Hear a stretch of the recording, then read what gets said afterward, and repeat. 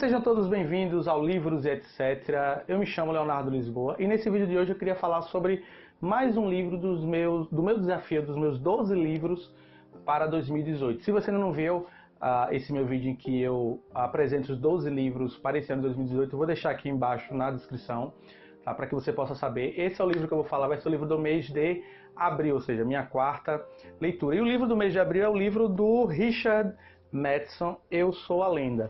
Antes de falar sobre ele, eu queria comentar aqui algo. Algumas pessoas ficam me questionando que não estão recebendo as atualizações novas aqui do meu canal, do Livros e etc. Gente, esse é um problema que acontece com várias pessoas que têm canal no YouTube e tudo mais. O que eu sei é, para evitar que isso aconteça, ou para diminuir a chance que isso aconteça, você ativar o sino para receber as notificações, o sino que está aqui em algum lugar nesse canto aqui da tela, aqui nesse quadrado, digamos, aqui da tela, você vai ter mais chance de receber a notificação do vídeo.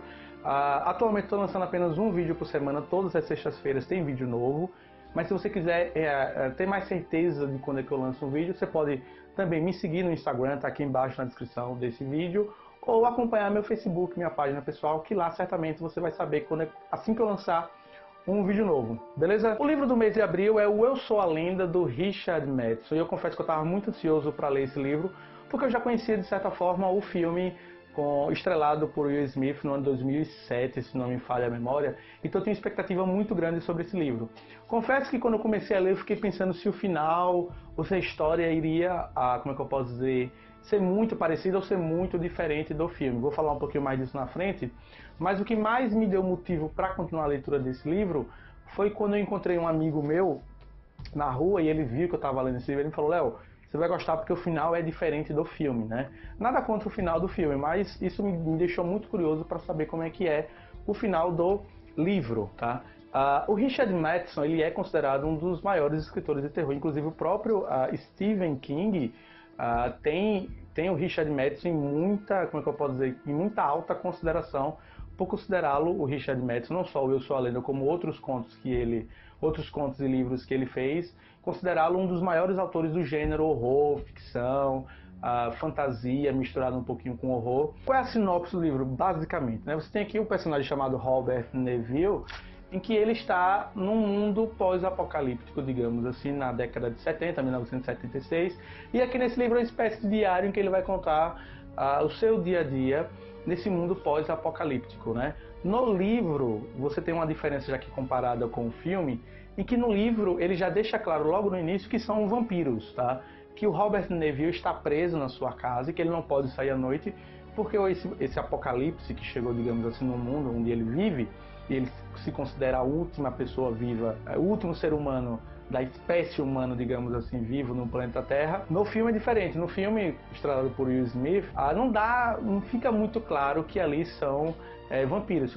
Fica muito claro que são criaturas aleatórias, monstros e tudo mais. Mas, pelo menos eu não consegui perceber ali nada que falasse, aí são vampiros. Pelo contrário, diferente no livro. No livro você já tem logo nas primeiras páginas do livro, o Robert Neville, ele mesmo fala que os monstros que cercam a casa dele são vampiros, e ele traz várias, como é que eu posso dizer, várias dicas de que são vampiros.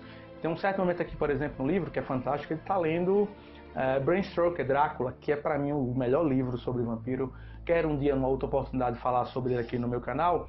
E o Robert Neville está lendo Bram Stoker, se referindo aos monstros que estão cercando a casa dele.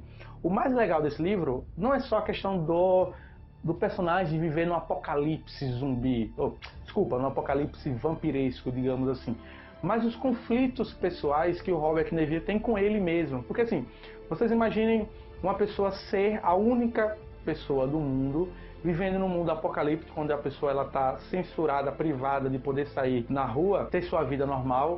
O personagem Robert Neville teve sua esposa morta, sua filha também contraiu esse vírus. No livro dá a entender que o que transformou as pessoas em vampiros foi um vírus ocasionado por uma guerra química. Ele meio que dá a entender nisso aqui. E o mais legal desse livro é você ver justamente esse confronto que ele tem consigo mesmo.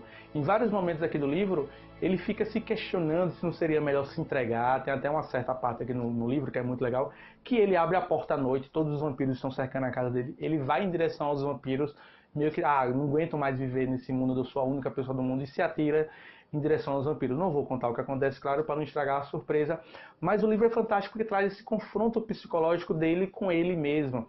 Por exemplo, em vários momentos aqui do livro, ele começa a ter desejos, digamos, sexuais, e tem uma cena aqui, uma passagem aqui no livro que é muito curiosa, em que ele olha de certa forma com um olhar um pouco malicioso, um pouco não, desculpa, um olhar malicioso com as vampiras que estão ao redor da casa dele, ele começa a desejá-las sexualmente. Então assim, você percebe que o personagem, Robert Neville, ele começa a ficar biruta, a ficar doido, a ficar maluco. Porque imagina você ser a única pessoa no mundo e você ser privado de coisas básicas como convívio com outras pessoas, como relações sexuais, por exemplo. A alimentação dele é muito privada porque ele tem que correr atrás e pegar alimentos e tudo mais. A gente sabe que os alimentos, uns anos vão se passando aqui do mundo pós-apocalíptico, os alimentos vão vencendo, ele começa sempre a comer a mesma coisa. Eis que no meio do livro ele encontra também o cachorro, né? Quem assistiu o filme sabe que logo desde o início o personagem lá no filme do Will Smith já tem o cachorro, que é um dos personagens, digamos assim, que atua de uma forma fantástica justamente para quebrar essa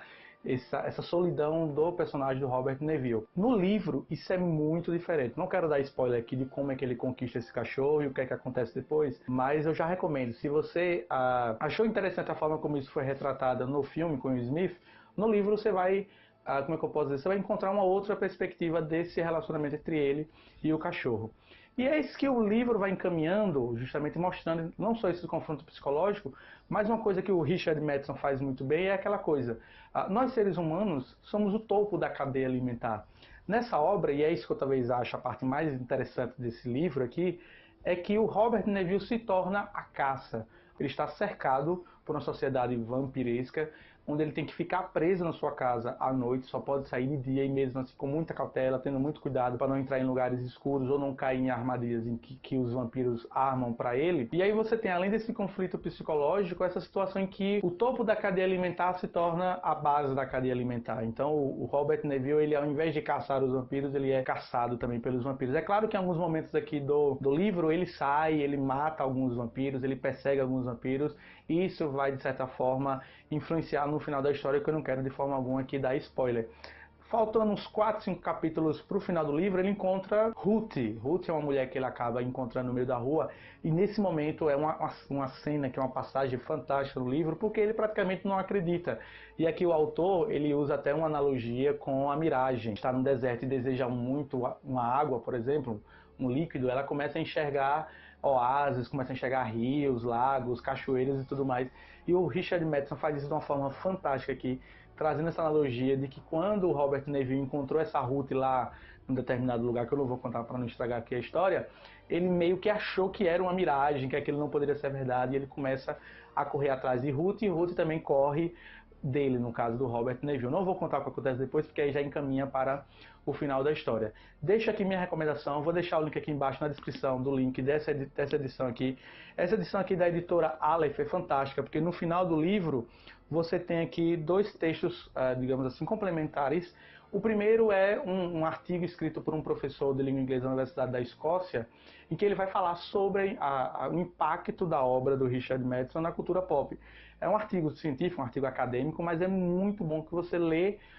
Depois que você lê a obra, você lê esse artigo, você meio que consegue enxergar outros nuances que talvez tenha passado despercebidos pelo leitor. No caso, confesso que teve algumas coisas que eu não tinha percebido, e quando eu fui ler esse artigo acadêmico sobre a obra do Richard Matheson, eu passei a enxergar de outra forma aquilo que eu achava, né? E no final aqui do livro, você tem uma entrevista com o próprio autor, comentando sobre as suas influências, comentando sobre a obra, comentando sobre o que ele achou da adaptação cinematográfica de 2007 com Will Smith. Vou deixar também aqui embaixo na descrição o link do clipe, do trailer do filme do Will Smith, para quem ainda não assistiu e quiser assistir. É um filme muito bom, recomendo. E se você ainda já assistiu o filme, corra atrás da leitura, porque o livro, ele é, digamos assim, confesso que a adaptação cinematográfica não deixou muito a desejar. Claro, eles tiveram que mudar algumas coisas para a história ficar um pouquinho mais interessante. Não que o livro não seja, mas o livro traz isso de uma outra perspectiva. O cachorro mesmo é uma coisa que é bem diferente no filme do livro. A questão dos vampiros no filme não são vampiros, são apenas monstros, criaturas e tudo mais. Então, assim, mais uma vez, se você gostou, deixa seu like, compartilha, divulga a palavra. Críticas, comentários, sugestões são mais do que bem-vindos aqui no espaço dos comentários. E por esse vídeo é só, até a próxima, tchau, tchau.